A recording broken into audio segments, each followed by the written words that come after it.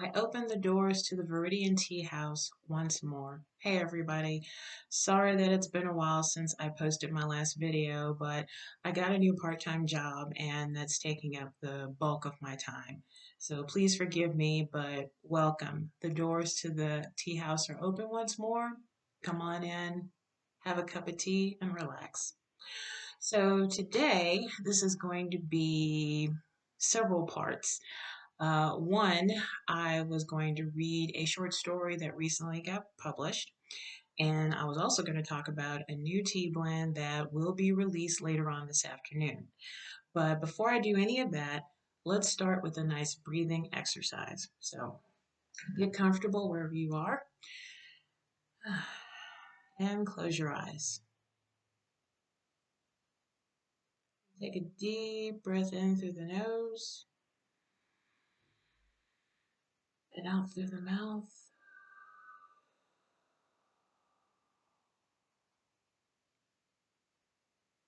Another deep breath in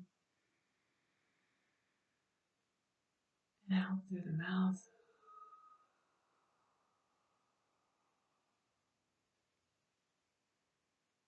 And now just breathe normally as you think about this is a new day for us. Whether if yours has just begun, in the middle of it, or ending, it's a new day.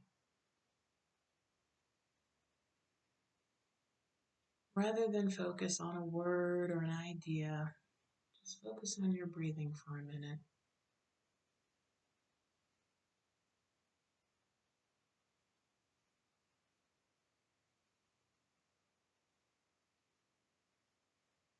There's nowhere to be. There's nothing to do. Just simply be.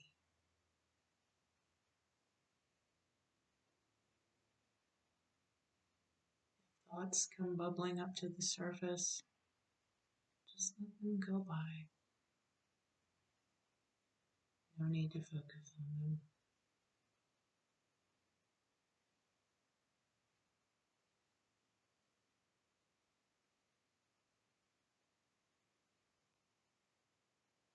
Allow your shoulders to droop.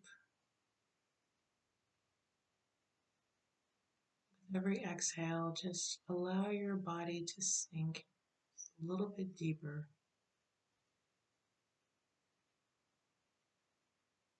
Don't clench your jaw. Allow it to simply hang there. And if you feel the need to have it partially open, just partially open your mouth. Breathe.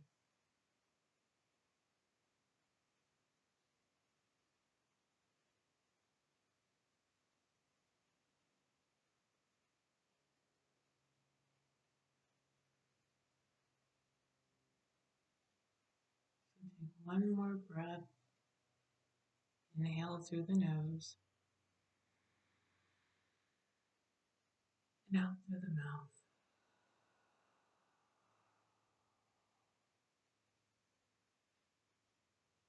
Slowly open your eyes. And now we're back.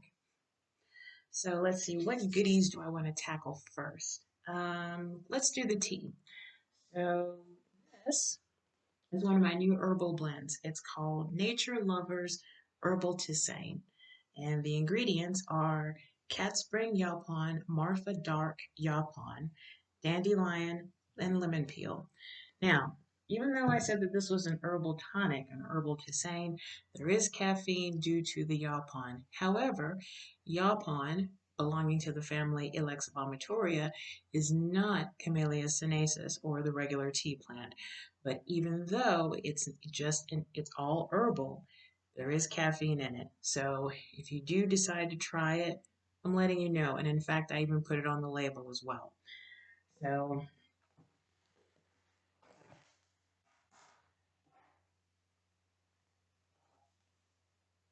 I don't know if you can see, but that's what the tea blend looks like. Actually smells quite good. It smells like a forest. Why Nature Lovers Herbal Tisane? Well, in moving out to Colorado, my green thumb has kind of turned into my green hand, my green foot, my green everything. Aside from gardening, Colorado is very much all about nature. And in my hikes and treks and meditation walks, I'm starting to pay attention more to the beauty of the nature around me. Now, I did do that a lot when I was in New Orleans and also in Memphis, but here it feels different. So rather than kind of throw my expectations upon Colorado, I'm allowing Colorado to meld their expectations around me. So I decided to create this blend as my nod to all things nature, and also, if you've heard me talk about it, Shinrin Yoku, which is a Japanese term for forest bathing. Forest bathing is basically you're walking through a forest, you're enjoying it, but you're not on a mission, you're not on a path, you're not even walking that fast.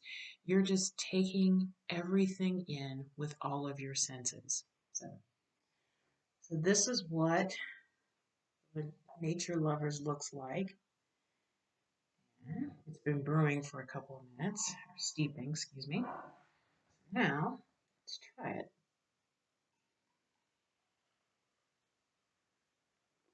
I actually made the tea well over a week ago, so this is the first time I'm trying it. So you're seeing it right here on YouTube.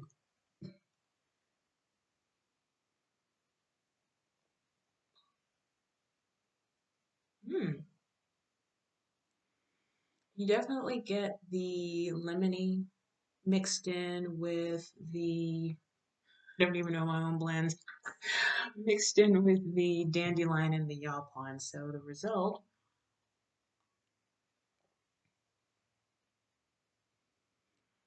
you get, there's a sense of walking through a forest, and it's a beautiful summer day, and the night before there was a rainstorm.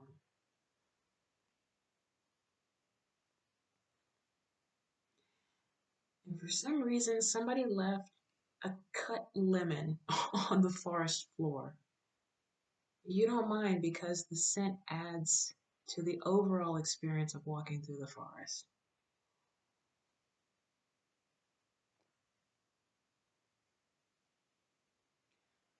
Very simply, this is a good blend. This is very good. Let's see me pour some more. And what's interesting is that the first sip, or I call it my first slurp, on the first slurp, you get the lemon, but it's not an overpowering lemon. So if you're not really into citrus, don't let that turn you away from trying this because what it does is it goes lemon, dandelion, yaupon, and it flows seamlessly. It's just one step after the other step, after the other step, after the other step, in a forest where you're not going to be disturbed. This is very good. Much thanks to the people at Cat Spring Yaupon. One of my earlier videos was about their different kinds of yaupon that they make, and the Marfa was the dark blend that I like so much, the dark roasted. Excuse me. So I thought this would be perfect to express a desire for people who want to forest bathe or hike through the woods or even go to a botanical garden. If you follow my blog, it's called Eccentric Tea Woman. The blog post that I did this morning was about my experience at the Denver Botanic Garden. So if you get a chance, if you follow me on Instagram or if you follow me on Facebook, you can get the link to the latest blog post. But this is good. And like I said, this will be part of the Etsy store later this afternoon. So keep on the lookout for it. Or if you don't want to get to the Etsy store today, that's fine. It'll be up later today. Now, having said that, so this is Global Tea Hut magazine. It is a magazine that's devoted to tea and Taoism, and they're located in Taiwan. I found out about the magazine oh gosh, several years ago.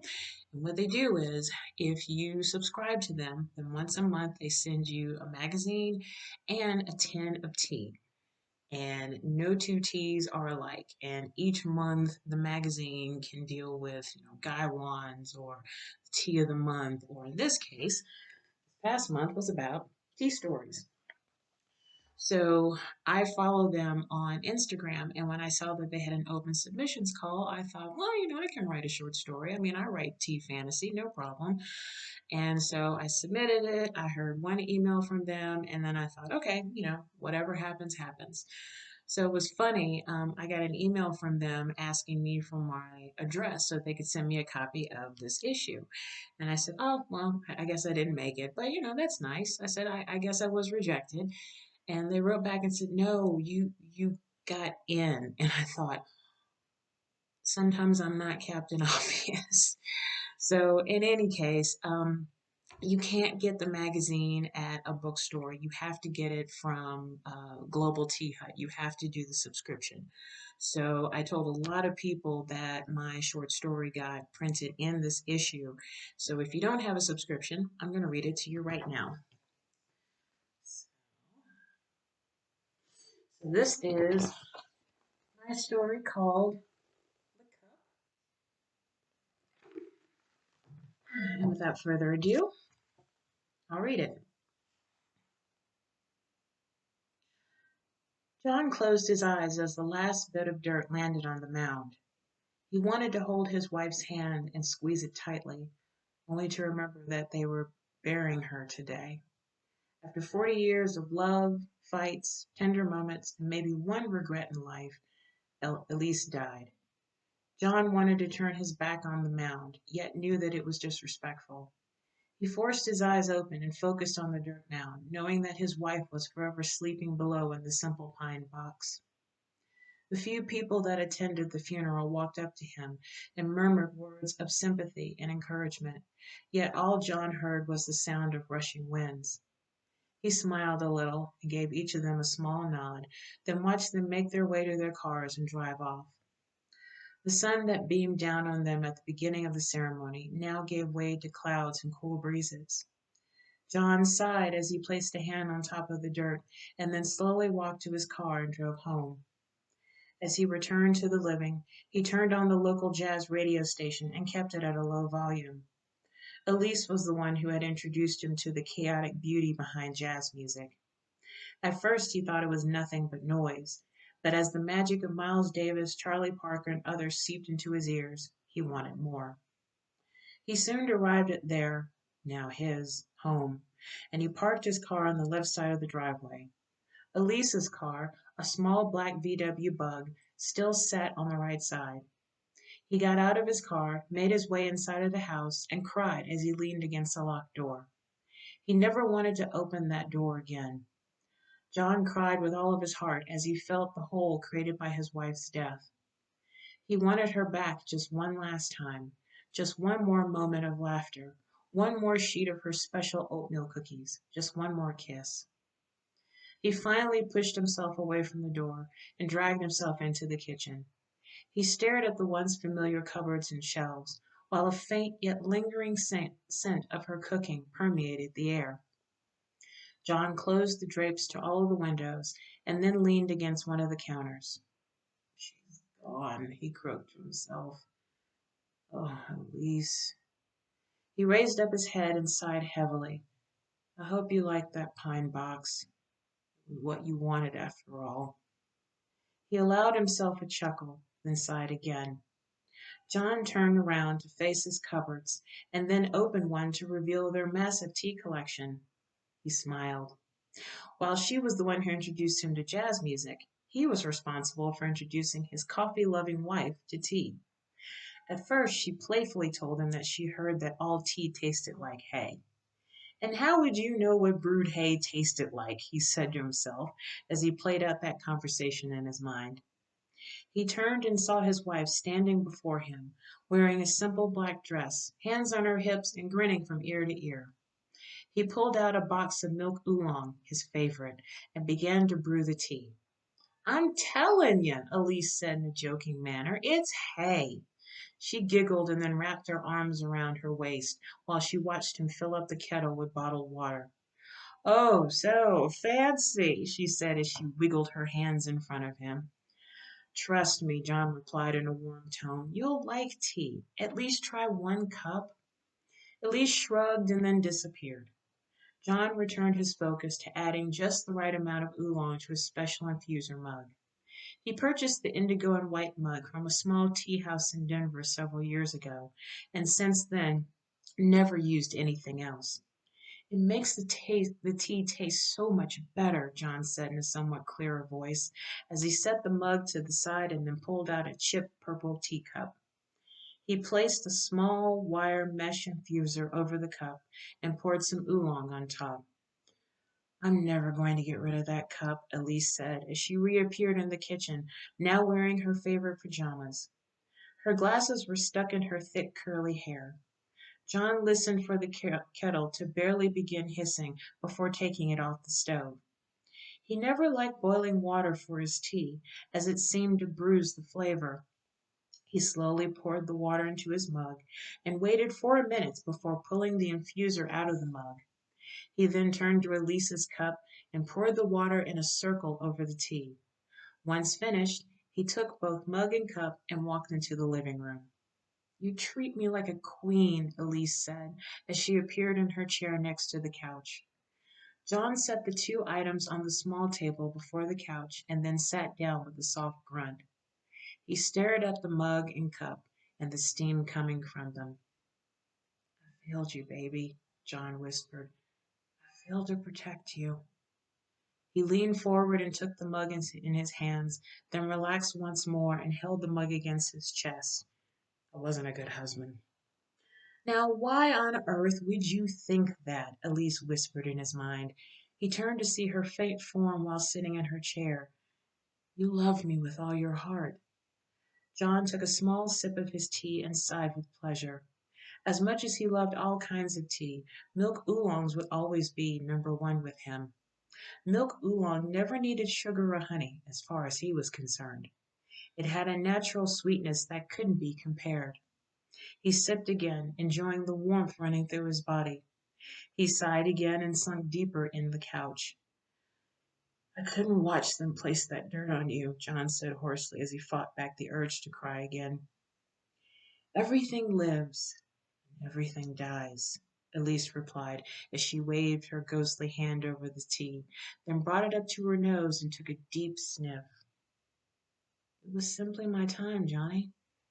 John listened to the house slowly settle itself against the cold winds. He took another sip of his tea. "What happens to the tea leaves you brew?" John turned to face his wife's loving face. "They die, John," she replied. "They fulfilled their purpose, and now they return to the earth." "I don't need to hear that right now," John replied as he slammed his mug against the table. "Don't compare your life to damn tea leaves." He got up and started to pace. "I didn't pledge my life to tea," he yelled as Elise calmly watched him. "You're a human being, not some damn plant." He stopped and faced her again, the tears now streaming freely down his face. "Jonathan Wesley Littleton," Elise said as she floated toward him. "Don't you dare say that." She placed a cool hand against his cheek. "I died, John. I'm gone. That tea you made for me and you is gone." John wanted to look away yet couldn't. "Every time you made tea, it was something special to be enjoyed. The same with me and our marriage. For 40 years we enjoyed each other, even when we had our fights. Nothing lives forever. But, shush, listen to me. You'll have many other cups of tea, but the leaves of now are gone. The tea you enjoy is now within you, every single time. The physical may be gone, but the soul and spirit live on." Elise floated away from him and returned to her chair. "You have my spirit within you, mingling with that tea." John dried his eyes on his sleeve. "Well, I need to go on. Remember that I'll always love you. Every time you make tea, think of me." She winked and then slowly disappeared, leaving John in the quiet home once more.